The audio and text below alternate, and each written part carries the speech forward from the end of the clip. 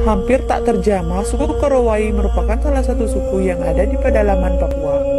Mereka hidup di atas rumah pohon dengan ketinggian mencapai 50 meter dari permukaan tanah. Korowai, nama suku yang berada di pedalaman Papua Barat, dekat dengan perbatasan Papua Nugini, tepatnya di Kabupaten Mapi. Hingga 1970-an, mereka sama sekali tidak mengetahui keberadaan manusia selain dari kelompok mereka sendiri. Hingga 1974, akhirnya mereka ditemukan oleh sekelompok ilmuwan yang tidak sengaja memasuki area suku tersebut. Suku Korowai memiliki jumlah populasi kurang lebih 3.000 orang. Uniknya, suku ini merupakan salah satu kelompok di daratan Papua yang tidak menggunakan koteka. Suku Korowai hidup dalam kondisi terisolasi dari dunia luar. Mereka membangun rumah pohon yang dinamai rumah tinggi. Rumah mereka memang begitu tinggi, saking tingginya bisa mencapai 35-50 meter di atas permukaan tanah. Bukan tanpa alasan, mereka membangun rumah yang begitu tinggi. Karena mereka hidup di dalam hutan tropis, mereka percaya bahwa semakin tinggi mereka membangun rumah, maka mereka akan terhindar dari gigitan nyamuk. Rumah tersebut juga menghindari mereka dari ancaman binatang buas lainnya. Beredar mitos bahwa alasan utama suku Korowai membangun rumah setinggi itu sebenarnya adalah mereka ingin menghindari roh-roh jahat. Mereka takut terhadap serangan Laleo atau iblis yang kejam. Laleo adalah makhluk yang berjalan seperti mayat hidup dan berkeliaran pada malam hari. Sebutan iblis atau Laleo tersebut ditujukan kepada semua orang asing selain penduduk mereka, bahkan termasuk orang-orang Papua lainnya. Terlepas dari segala alasan tersebut, suku Korowai begitu menghargai nenek moyangnya. Oleh karena itu, mereka juga menganggap bahwa rumah tinggi merupakan warisan leluhur, sehingga mereka merasa nyaman tinggal di sana, meski harus bersusah payah memanjat pohon yang begitu tinggi. Rumah pohon yang begitu tinggi secara logika tentu tidak normal. Suatu saat angin bisa saja berhembus kencang dan dengan cepat dapat menghancurkan rumah tersebut. Karenanya, suku Korowai tidak sembarangan dalam memilih pohon. Mereka memilih pohon-pohon yang besar dan kokoh sebagai pondasi rumahnya. Pucuk pohon tersebut digunduli untuk kemudian dibangunlah rumah mereka. Semua bahan dibuat menggunakan bahan dari alam dan proses pembuatan rumah pohon menggunakan tangan, tanpa bantuan alat modern apapun. Kerangka rumah pohon tersebut dari batang-batang kayu kecil, sedangkan lantainya menggunakan cabang pohon. Selain itu, untuk dinding dan atap rumah, mereka menggunakan kulit pohon sagu dan daun hutan. Setelah itu, semua bahan tersebut diikat menggunakan tali. Rata-rata rumah pohon suku Korowai memiliki ukuran sekitar 7 kali 10 meter. Rumah pohon dengan ukuran lebih besar memiliki penyekat ruang dan pintu berbentuk runcing di masing-masing ujungnya. Ada satu pintu untuk penghuni pria dan pintu lainnya untuk wanita.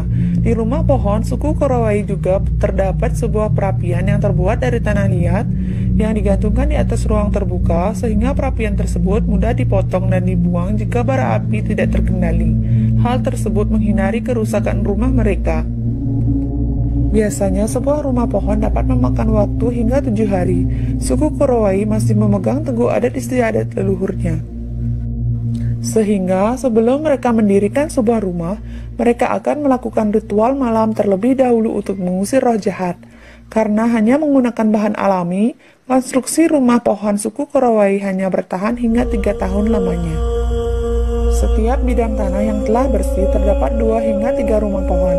Tak hanya hidup bersama dalam satu keluarga, satu rumah pohon juga kerap diisi hewan peliharaan mereka seperti babi dan anjing hutan. Menurut mereka, babi memiliki nilai sosial. Babi hanya dibunuh saat ada ritual dan acara khusus saja, sedangkan anjing digunakan untuk berburu. Satu rumah pohon besar dihuni hingga 10 orang atau lebih.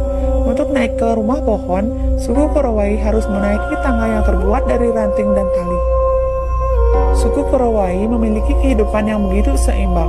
Mereka begitu menjaga hubungannya dengan sesama manusia dan alam.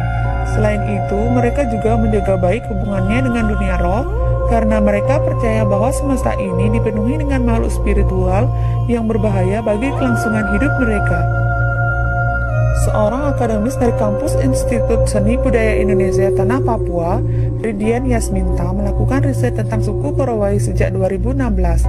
Menurutnya, suku Korowai begitu menjunjung tinggi nilai-nilai kesetaraan dalam sebuah hubungan sesama manusia. Begitu setaranya menjadikan mereka hidup tanpa ada strata sosial seperti kepala suku atau panglima perang. Dalam kehidupan sehari-hari, kegiatan seorang laki-laki dan perempuan sama saja. Misalnya, di sebuah rumah tangga, mereka hampir tidak membagi pekerjaan berdasarkan gender. Jadi, semua kegiatan mereka lakukan secara bersama-sama. Namun, dalam kebudayaan mereka hanya pada hal yang sangat prinsip dan tidak bisa diubah-ubah dan harus dilakukan sesuai gender, yaitu mengandung, melahirkan, dan menyusui yang hanya bisa dilakukan oleh perempuan. Selain itu, suku Korowai melihat dari bagaimana posisi seorang wanita, terutama jika ibu mertua dari garis perempuan yang sangat dihormati, sehingga seorang anak menantu laki-laki harus menjaga tata krama, yaitu tidak boleh menatap wajah mertua perempuannya secara langsung. Suku Korowai berada di pedalaman dan terasing, rumah pohon yang mereka bangun menjadi bukti kecerdasan mereka. Suku Korowai juga memiliki kebudayaan yang begitu murni, sehingga dapat diteladani tentang hubungan mereka sesama manusia maupun dengan alam yang begitu seimbang.